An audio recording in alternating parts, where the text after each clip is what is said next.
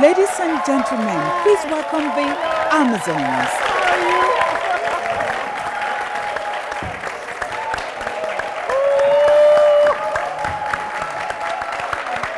Thank you. Thank you very much. Thank you to our co-Amazons. Yep. Yes, today on the Amazons, we start like this. When people are getting married, the first advice they are given is almost always, marriage is not a bed of roses. There are conflicts and there are challenges once the honeymoon is over, or sometimes even before the honeymoon is over. Meanwhile, in the past, values were upheld and couples always try to explore all options before calling it quits, even if they want to. What has happened to the vows that says for better, for worse? Today on the Amazons, we shall be looking at conflicts in marriage and trying to find solutions to how we can save the marriage institution. We cannot save it, we can only offer advice and call people who have shared experiences and been in marriage for almost a lifetime. I'm Aisha Falude, and this is the Amazons. Today, I have, as usual, my beautiful, delectable co-Amazons, Oma Sambua, Silo MN. See, when they give that advice, marriage is not a bed of roses. It's not, it prepares you for the worst. Not encouraging. Not encouraging at all. Not encouraging. But it is a fact that perhaps the same message could be passed on, but in such, in a more, I don't know, maybe less, not so brazen, not so scary. No, it's the way they're supposed, as if, see, there's going to be, you're going to sit on thorns in your marriage. But why tell me that? I hate it too. No, I think you're getting it wrong. It's to let you know, I think, to me, they should say it like that, because we have this idea of little girls when we're growing up, that we're going to meet our Prince Charming, and we're all going to live. You're going to happily ever after. You're going Why to don't live you give me the happily ever message after. that that is already imprinted in my mind, that this is what my marriage is going to be like, happily ever after. My Prince Charming, instead of telling me it's not a bed of roses, it's going to be it's going to be challenging. So I'm already ready for it. I'm ready for the wahala. I want to say it's wahala like that. They're just preparing you to let you know that, look, you're going, and the thing is communication. You're going to be with somebody from a totally different background. You're from a totally different background. At some point, there's conflict. So me, I would prefer somebody to say it like it is. The Yorubas have a saying, ile oko, ile ekoni. Husband house, yeah, that is even more, that is a more encouraging word. It's more encouraging. You are going to another school. Exactly. It's still a learning process for you. You are going to live with somebody who has different habits, different traits, two individuals coming together as one. Not tell me, expect the worst. That's what it says when it tells me it's not a bed of roses. What can it be? That is the message I get. I disagree. It's not saying it's a bed of thorns. You're the one exaggerating now. All it's saying is it doesn't smell like roses all the time. That there will be ups and downs sometimes, and just don't up and leave as soon as you just have a quarrel and all that. I think that's what that adage means. But when a couple is courting. Yeah, when a couple is courting, it's still not a bed of roses during the period of courtship. So if we've been able to weather the courtship, except those who marry, they court for 2 weeks, have people like that, or less than 3 months, and they say, once I saw her or once I saw him, I knew he was the one, or I knew she was the one. And then, some of them succeed, and they have lived, an entirely many years being happily married. And you have those who have courted for several years, more than 2 or 3 years, and then the marriage, once there's a marriage, once there's a vow, and then the cracks begin to be visible. If we look at courtship, the way courtship was not too many years ago. When you're courting someone, it means that he's coming to visit you in your house. You are going to visit him in your house. You are going back to your house, and not, cohabiting. Not cohabiting. So I think what happens is the official time when you can actually start to cohabit is after the vows have been taken. Now, if you have followed that natural progression, it means that you probably don't know how bad he snores, or how often he goes out at night and comes back late, or how untidy, or how very untidy he can get. Because each time you're coming to his house, you quickly arrange everything. When people are still cutting, he quickly arranges. So that's when. So it's when people are thrown at each other, you start living with each other. That's when you now start really understand. That's why you say ile eko. That's what you're saying. We are only also talking, from the top of our head. What do we know? We know we have people who have stayed in the marriage for many, many years, and you have some of us who couldn't make it work. I, for instance, I couldn't make my work, and it didn't work. It didn't work. Not because I didn't try, not because the other person didn't try. It just didn't work. Maybe there was no compatibility from the start. You never can tell. But for those who have endured, who have enjoyed it, and who are still in it till now, how did they do it? We have to find out. Maybe there's some secret that they know, or there's some ways that, or maybe we were too young when we went into it, and given the same opportunity now, those things we did then, we will do differently. We are looking at the institution of marriage, conflicts in marriage. That's what it is on the Amazons today. We'll be back talking after the break.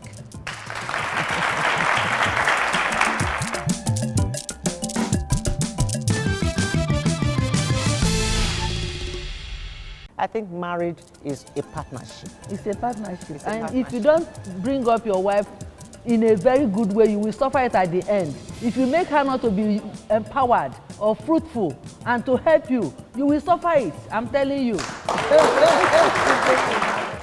When we got married, and whatever happens, like you say, you laugh, you fight, you do all of that. I would always turn my face. And he was, yes. And he told me, you have to look at me. So, I mean, you can't do that if you're not on the same bed. Yeah. And so no matter how upset you are, and you don't want to see his face, you're not going to, first of all, you're not going to walk out of the room. Now you're stuck with him and you have to look in his face.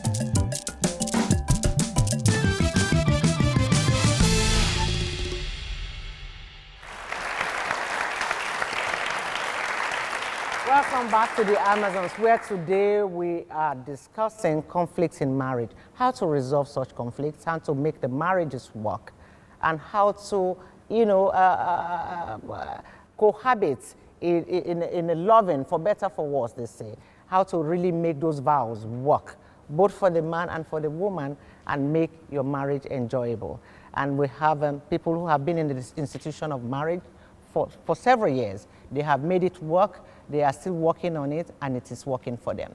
Please help me to welcome NELLY AGWU. She is a wife, an analyst, a mother, and she's been married, wait for this, for 33 years. 33.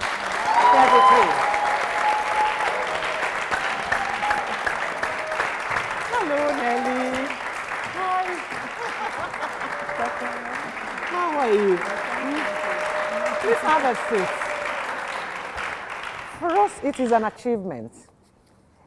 Can you imagine counting from 1, 2, 3, 4, 5 to 33? What are those things that you did and you are still doing to keep counting the years? Thank you very much. It's nice being here. It's just by God's grace that I made it to that year. Precisely, it will be 33 by December 17. Congratulations. The major factor has been God, and the rest is you have to work for it. From the onset, what is your aims and objective? Do you want to really be committed to it? You must have intention of why you want to go into marriage. Are you prepared? Are you committed? Those are the initial things that come to mind. And every other thing starts coming up. But how do you prepare for it? I was just going to ask too, because you must have been pretty young when you're you're talking about commitment and preparation now, but you must have been a very much younger back when you got married to your husband. Yes, I was younger when I got married, but then there was some lane factors that were pushing me. We were 8 in the family. I am the first, and I had a belief I want to leave house very early to assist my junior ones. Okay. That is one factor, that is being committed. And again, I looked at my parents, their marriage also influenced me. So they acted like a role model.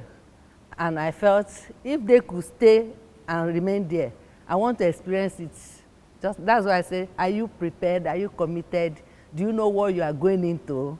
And I was lucky. I met a guy who told me on the first day, I want you to be the mother of my children. On the first day. And for 33 years after, 33 years after, you are still together. So how long did you cut for, even though he knew from the very first day? He didn't tell me I want to be your boyfriend. Yes. Yeah, we've been together for, let's say, for 2.5 years before we got married. Because I met him when I was just out of the secondary school. And I started living and started acting like I'm married, even though I wasn't married. And he started making me feel like there's somebody I should be very submissive to, somebody I should look up to. And I was seeing him as a protector, not just like a husband, like somebody who could be on my side and guide me. Okay, so you were just out of secondary school when you met him. Yes. He was older. So then, if you were looking was just up to a copper. him, he was a copper. Yeah. Okay. So he must have been. Well, you painted a picture like it is not like your husband is much older. He's not, when you mean old, the difference in marriages really do not really matter. But then, I don't think 5 years is not old. No, it's not. It's not. Absolutely That's not. the kind of gap I have with Absolutely him. not. It's not. So are you saying that respect can go a long way in making a marriage work? Because you are saying now that you looked up to him as a protector. You looked up to him as somebody that gives you comfort zone. That gives you confidence. Somebody that you can, like a confidant. He never made me to look at him like he's going to control me. And I never saw him as somebody who will not let me be who I want to be. I tell him what I want to do, and he encourages me. So has it been a bed of roses? Marriage is never a bed of roses, my dear. Marriage can never be, because these are two different individuals from two different backgrounds coming together with different habits, values, needs, expectations.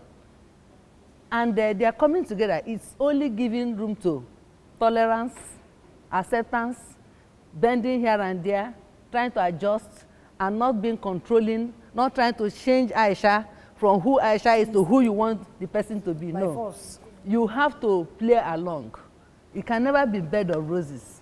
You know, most of the time I hear that, for a marriage to work, for you to enjoy your marriage, you have to make a lot of sacrifices. There has to be compromises in situations that are, divergent.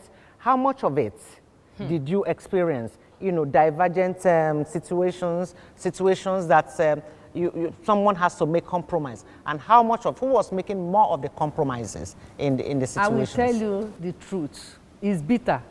A home is made by the woman. That is why you have to accept what you want to be.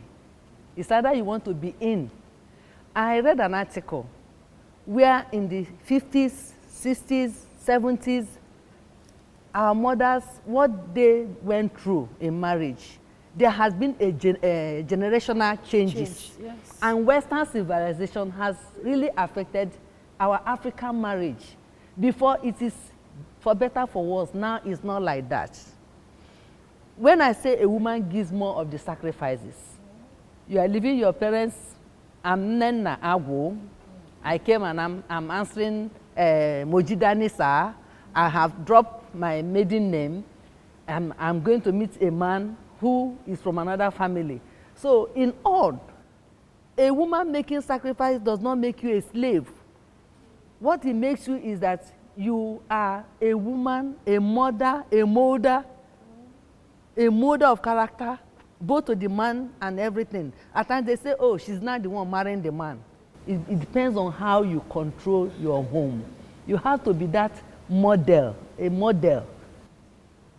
It can never be, you will never have 100% peace in a marriage. And some of these marriage, they are what I call conflicts that are negative conflicts, and there are some positive conflicts. Some conflicts actually bring you closer.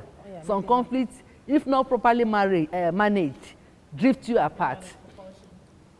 And that is why when you talk of marriage conflicts, what are the reasons?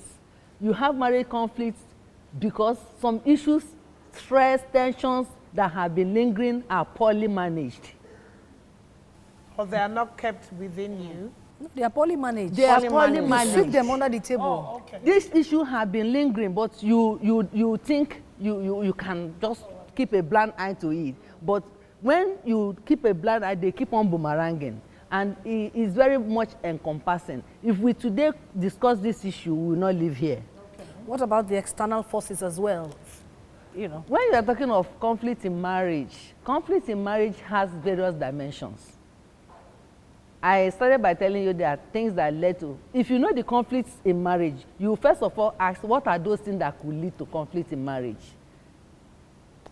If you lack self-esteem, if you have high expectation, oh, I want to marry this man's wife or this man's daughter is from Dangote family so that they will give me one car. And you marry that lady. You waited 1 year, 2 years, nothing is coming. You start becoming very aggressive. very violent. The next thing you want out of the marriage, that is that thing. When you are not open in your relationship, marriage, you must be open. Truthfulness. You must trust. You know, when you were talking earlier, you said that the responsibility of making the home and making the marriage work rests on the woman, because she's a mother, she's a molder, she's a builder, she's a confidant, she's everything. The man does not have any role to play. The man has a role. The Bible has said he's the head of the family. Yeah. And the Bible has also said he should love the wife as Jesus Christ has loved the church. You understand? So the man's role is to provide for the family. You are to act as a support. That is why some conflicts that happen nowadays is either money, sex, religion, work, chores in the house, and sweeping the room. Infertility, infidelity, lies, and so many things. There are so many things that can cause it. In-laws, third parties, friends. Don't keep this friend. I know a couple. I happen to be close to the lady. The problem they are having is the husband likes to go out. I'm telling you guys now, if when you are dating a lady, you are taking her to parties, and you are going out drinking, and you marry her, you want to keep her in the house, that is problem. You must do the same way you've been acting to her when you were courting. As soon as you bring her in, you must continue the same way. If you don't, you are looking for trouble. That lady tell me, say, Auntie, you mean, this guy will be going out enjoying and I will be in the house? I can't do it though. I say, but see, it's our system. Oh.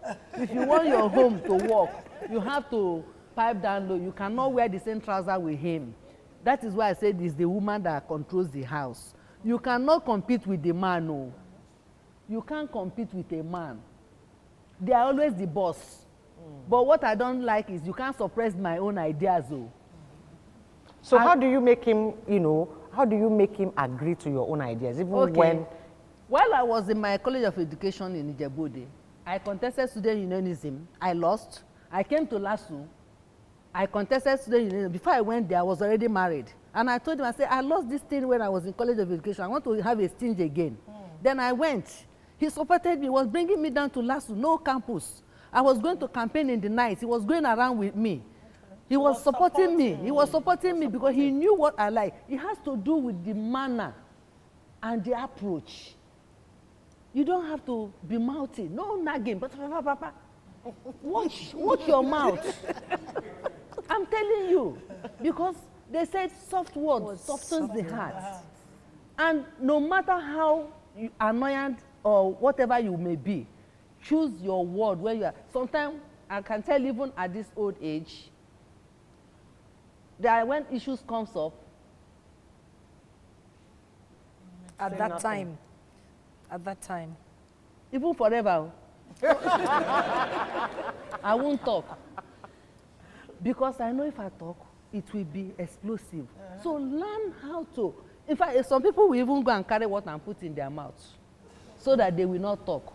The problem we have is we think because of the Western civilization and because the white men, they can go into marriage. I checked the statistics. I couldn't see any statistics on Nigerian marriage breakage. Reason, we don't have data. It's not that there are no statistics, but we don't have data. There's nobody keeping record. But in America, they have up to 41% rate of divorce cases. Because there is, if you tackle me, I double you. They, they don't take nonsense. But in Africa, it's even shameful to hear that a woman wants to leave the man's house. It's shameful. So, and again, it's been leading to many deaths now. Yes. And that's why we are asking women to speak out. Yes. When you have emotional marriage conflict, it's more deadly. Emotional marriage problem can lead you to having depression, suicidal traits, and things like that. You must watch it. Physical marriage problem is the one that punch you, the one that will even use electric iron and put in your mouth. I had that incident in my husband's village. A man used electric iron to iron the man's wife's mouth. So keep quiet. To keep Yes, quiet. because they say she's Mouthy. They say she's papa like that. You know, the question, I'm listening to you and I'm thinking, because the society, our society wants to encourage people to stay in marriage by all means and whatever it takes. The man who sees himself as the boss, he cannot be, his decisions are always right. He cannot be questioned. That is the conflict areas. He cannot in marriage. So the woman becomes so submissive that he now suffers all this. Very timid. Very timid, lacks her own confidence now, does not have a say or vision anymore. Like exactly. She had and was So able to how you still encourage that? What do you encourage or suggest that they do in such cases? I don't encourage my daughter to let a man to kill your dream. No, you must stand up for your dream, but that dream must be supportive. That is why I'm saying some guys have hidden agenda. They have hidden agenda. Some of them just want a lady to give them babies and they drop you. While some ladies also just want to give birth to children and leave the man. So that is why I say commitment. You must know what you want. And people must endeavor. Please, try to understand one another. There's this thing they call compatibility. Try to give room to it. But my husband told me one thing today. He said, in the past, our mothers did not go to counseling or anything. They don't even know the man they want to marry. The man just come and say, my son, I saw this lady in that village. I think the lady is good for you. They've married and they live happy ever after. No, Nelly, they were not happy ever after. Not all of them, because it's a lot of them that came up with this, marriage is not bed of roses. If you talk to a lot of those old women, the problem they had was lack of education. Okay. Because the education plays a very good role.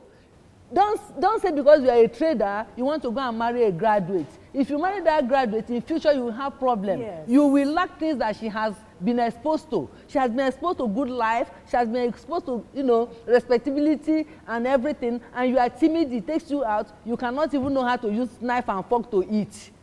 And when people are discussing current affairs, you are saying, nah, I'm talking about my shop, And even when the wife can contribute in some cases, she would not, because she doesn't want to outshine the husband. Exactly. And we advise you lay your hand where your hand can reach and try to, encourage yourself to get a little exposure. Education plays a good role in marriage. Maybe because my husband is also a graduate, that's why You we were were forced to compatible. did your Eh, NC, you know, then you went so on to I the know my rights, he university. knows his rights, and we And meet you at a respect center. each other's rights. We meet at a center. So there's nothing like being exposed. Try to have it. Then another thing that you never mentioned is people are very secretive. No matter how hurting you are inside, try to communicate. Just hold it Communication. right there, Nelly, because this is getting very, very interesting. Yes. A lot of facts are being revealed. A lot of secrets to successful marriage is being revealed by 33 years of marriage. Is not a joke. A joke. It is no walk in the park. It must.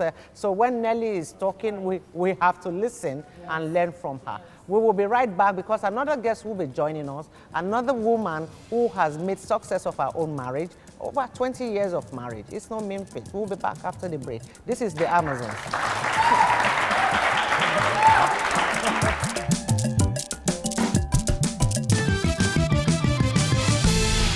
Anyway, it's like even in the animal kingdom, I remember like with ostriches, if an ostrich doesn't want the female, there's nothing the female can do. So sometimes to get them hungry enough, they lock up the females, and then after a while, the male ones are starved. So after a while, they cut them loose and they'll grab any.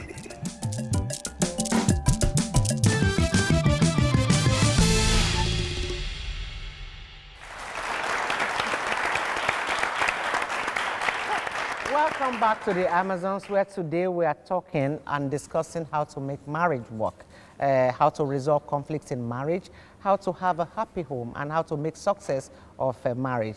And perhaps we'll be learning tips from how to resolve issues that can cause friction in the home, or make it or cause a total breakdown of the marriage. Perhaps if you are watching and you are going through such friction or such situation, maybe this will help you. Or And even we if can- you're about to get married. or even if you are about to get married, you have one or two things to learn from here. Yes. Yes. I want to ask a very We are bringing in another guest. Okay, to before I join ask us. the question. Yeah, before you ask the question. Okay. We would be also inviting to join Nelly and us on the stage, Tokumbo Giwa Amu. She has been married, she's a mother and a wife of 22 years she's been married for. 22 years.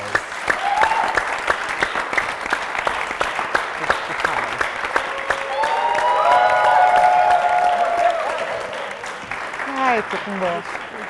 Welcome to the Amazons. Please have a seat. So between Tokumbo and Nelly, you've been married for 55 years.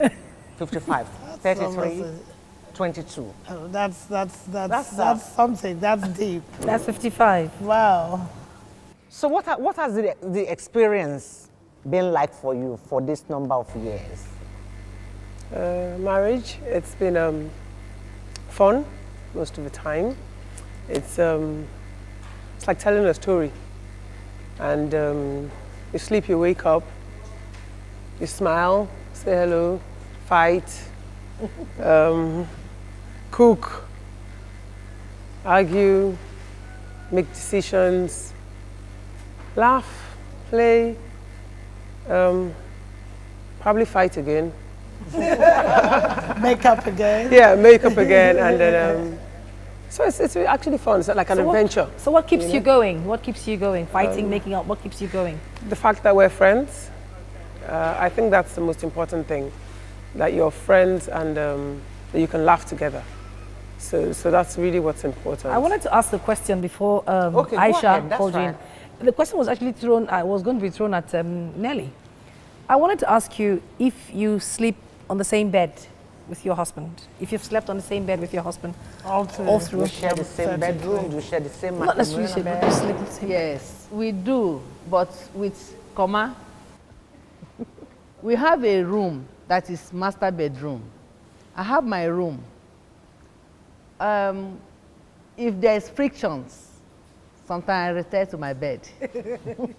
But I can tell you for the 33 years we've been dating, because yes, I've known him now for about 35 years. So I've really been with this man for 35 5 years.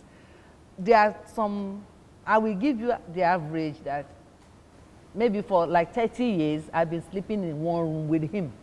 We've been breathing The same oxygen. Yeah. What about you? Yeah, we've always slept in the same room. Slim. It's not even an option. Well, it's not an option. No. Okay. All right. So, does that help the marriage in any way? Sharing the same bedroom, sharing the same bed every night, you know, with the habits, the flaws, you know, and everything. Does it in any way help the marriage? In my own case, yeah, I would say yes, because like I told you, if there's a little friction sometime, that's why I retire to my room. But if you really want things to be going well for you, you should breathe together in the same room. And there's no flaws being together in the same room. No flaws. But I have most of my things in his room, and none of his is in my room. So you can see we are using more or less one room. Is that the same thing for you, Tokumbo? Yes. With me, it's definitely better on the same bed. When we got married and whatever happens, like you say, you know, you laugh, you fight, you do all of that. I would always turn my face. And he was yes, and he told me, no, you have to look at me. So I mean, you can't do that if you're not on the same bed. Yeah. And so no matter how upset you are, and you know you don't want to see his face, you're not going to, first of all, you're not going to walk out of the room. Now you're stuck with him, and you have to look in his face. For Tokumbo now, are you also of course, looking at the spiritual background of, first of all, like Nelly said, he who finds a wife finds a good thing. So for you to be a good woman, you understand, you have to be like submissive, you know. So how submissive would you go so that it's not a situation whereby maybe somebody is trying to quench your dreams or your vision or something? How do you draw that line between, okay, and make you this lose is yourself. submissive and this dude just trying to... Well, I would say that with marriage, it's, when I got married, I was in my final year. And I remember my lecturers used to tease me, and they would say things like, you have your degree before your degree. Mm-hmm. So you're actually getting the degree before being schooled. Yes. And you know that when you're in school, you learn. You're constantly learning. Mm-hmm. So you start off in marriage learning. And besides the fact that my husband and I had dated for so long, I always tell people that once you get into marriage, it's totally different. How? Somehow, we always used to play together, laugh together, do everything together, which we still do. But all of a sudden, you realize that you laugh too much. Everything is a joke. I'm like, really? I've always been like yeah, this. exactly, you know. But then you calm down. Okay. Because, like you said, and it depends on your character, actually, from the beginning. So maybe in my case, I probably had always been the talker before. And, you know, they would warn you and you say, when you get married, this guy is going to show you. So, so you get ready. And when you hear those kind of things, you're sort of ready. Okay. And you just calm down. So I believe that in marriage for women, they say you lose yourself to find yourself. Mm-hmm. Yeah, because you have to actually start by learning, and then you sort of like blossom out of it. Like, you know when the roses come out of thorns, so you sort of blossom out of it. So it takes some time, which we're losing. Learning curve. Yeah, so we need to learn to grow out of it.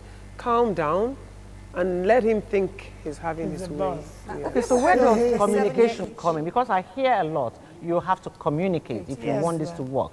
There must be communication. So where do you have the communication? Is it before, during, or after the argument, or every time that there's something going on, you let it out and discuss it? I will answer your question, but I would like us to take one point from here. When you want to marry a guy, sometimes it's not really love. You start loving who you marry. A fool can love. A fool can love. When you marry, I like people to remove infatuation and lust. Remove it. When you marry, you want to marry this thing. Bring it home. You start loving it. That is how wife is. But how do you love? How do you marry the before love you grows love? I'm of a when you are different now. opinion, actually. No, the love. Sorry? You I'm of a different opinion. Okay, please. You start Yeah. loving. It's a guy that told me this. It's a man that told me this. Precisely, it's my husband. He said, if you marry because that person, there is something you are seeing in that person that makes you, that thing can fade away. But what's He the said- attraction in the first place? If The if you don't love, how do you get to the point where you say, I want to marry? I'm sorry, my husband told me there's nothing like love. My husband told me, he's a man, he said there's nothing like love. You have a Well, I have a different opinion because definitely for I call him my prince. My prince and I, it's, we met and he said he had already loved me from before I saw him. And I met him and I fell in love with him. And I went back home and I said, in fact, I went to my friend and I said, I found the guy that I'm going to marry. Then I was really young. And I went home and I said a prayer. I said, Lord God, please, this has to be the guy. You know, kind of thing, because I was already in love. Okay. And so I think you continue to grow in love, you know. So definitely you can see something and you just love the roses. And if you love roses, you will always love. It withers after us. It withers. Yeah, but it doesn't mean you stop then it loving wouldn't roses. matter, 'cause it will be Marriage keep on for growing. better or I worse. think the love has Yes. to be present. You only there, grow definitely. the love Yeah. in marriage. You keep Isn't growing, that yeah, to exactly. make it But Keep do you know growing. that Yeah, some for people, me, I'd rather some people go they with fall in Tokumbo. love, they claim they fall in love. That same person you love, just few months after getting He's into loving it, you someone start else. beating the Or person. loving someone else. You start beating the person. Where is the love? You have really blessed us with so much wisdom, marital wisdom here today. And I hope you young boys and girls in the audience, you have learned quite a bit from what they've told us. If you are the yap type, you can talk. You can talk, and your husband says one. You are replying back in 5 sentences when he's only said one thing. That can only mean one thing for you, trouble. And the boys too, always also give your wife also that room, that respect to be who they are. Don't let them get lost in you. Give them respect. Let them feel that they also have an opinion. They have their own individuality. I think marriage is a partnership. It's a partnership. It's a And partnership. if you don't bring up your wife in a very good way, you will suffer it at the end. If you make her not to be empowered or fruitful and to help you, you will suffer it. I'm telling you. So, Kumba, please speak to them.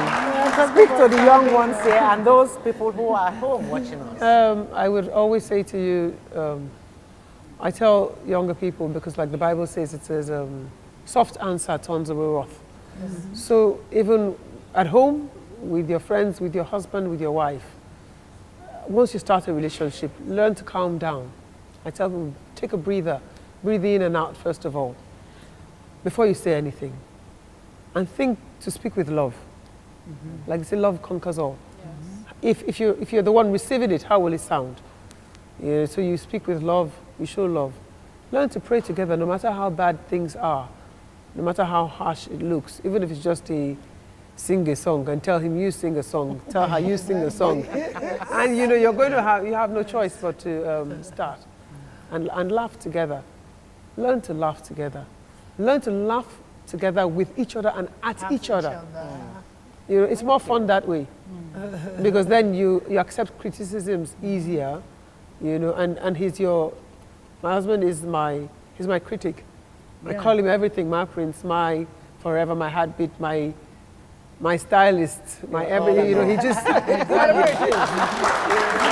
Thank you. So those are words of wisdom. And for every marriage that is, you know, going through some sort of difficult moments now, we just hope that you find that peace again, you find that joy again, and you rediscover yourself in love.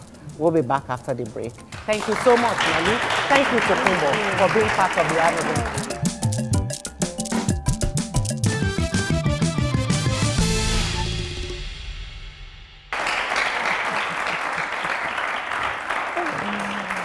Thank you. Welcome back to the Amazons, where we are discussing the conflicts in marriage, how to resolve conflicts, how to enjoy your marriage, how to make the partnership work, because that is what marriage really is about. It's a partnership, it's a collaboration. We've heard from our guests who've been married for many years and They are still combined enjoying 55 years, 55 years. in between the two of them, Yeah. 33 years and 22 years, 55. And to talk to us more about how to survive the conflict in marriage is a marriage counselor, because there's actually people who counsel, who advise couples Relationships, who are yeah, going through marriage. tough situations in their relationship and marriage. Please welcome Jennifer Abraham, a marriage counselor, married for 25 years.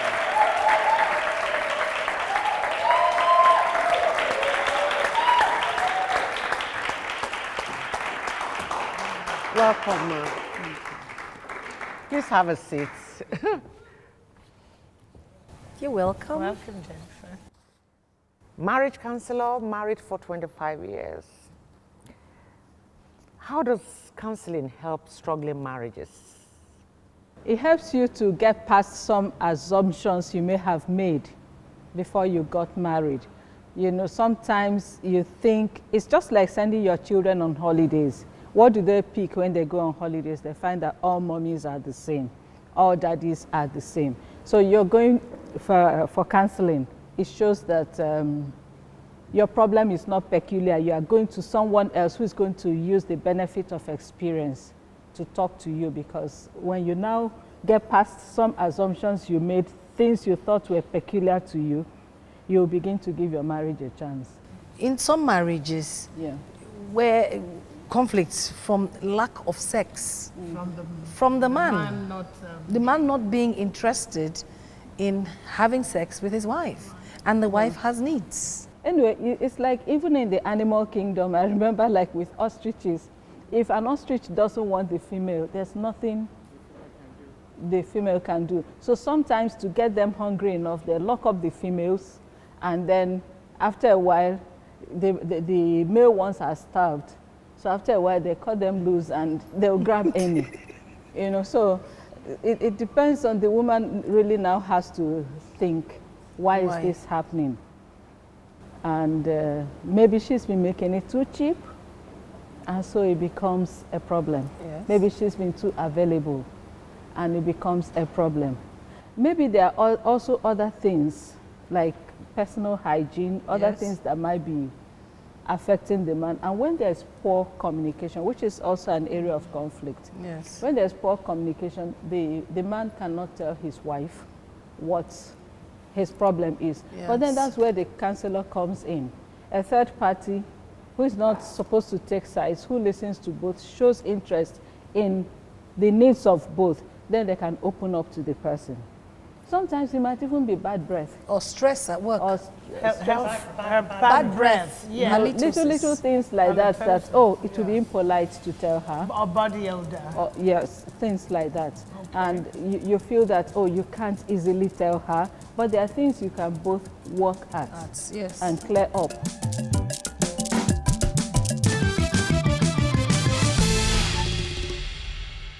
How do married people cope with, especially women?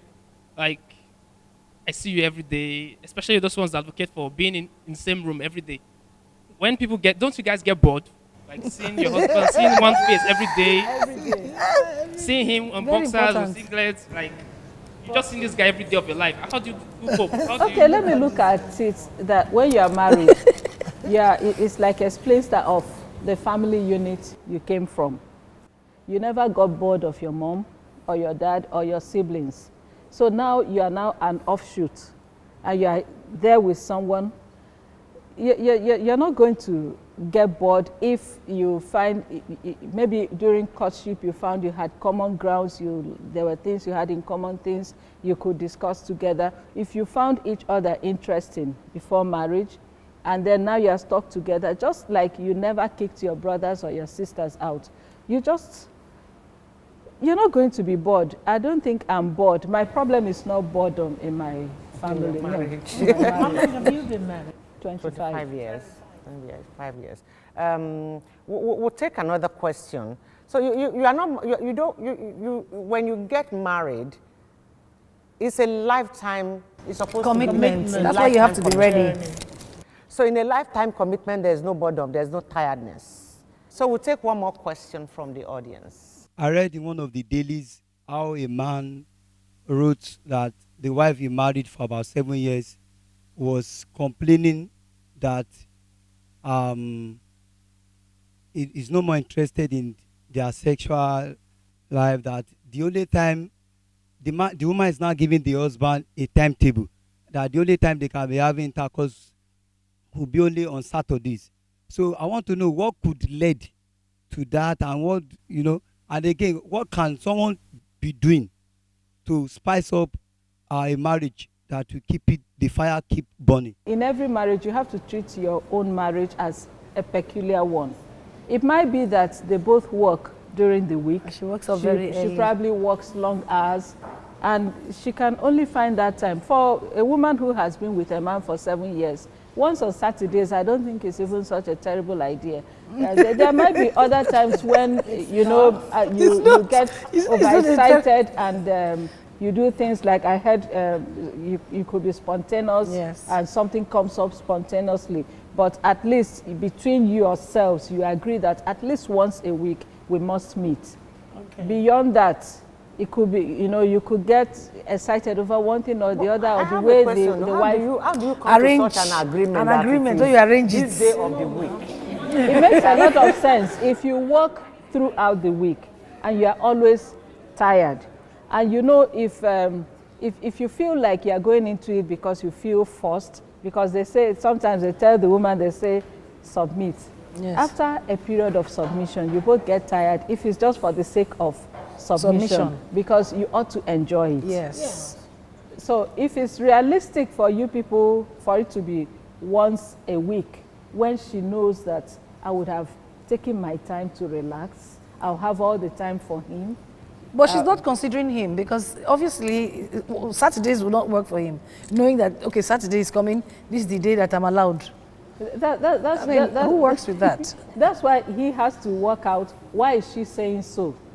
And will it work for us? It can't work for anybody. Perhaps there's some more underlining message that the woman is trying to pass. The gentleman asked 2 questions. Yes. This once a week roster, and how you can spice it up.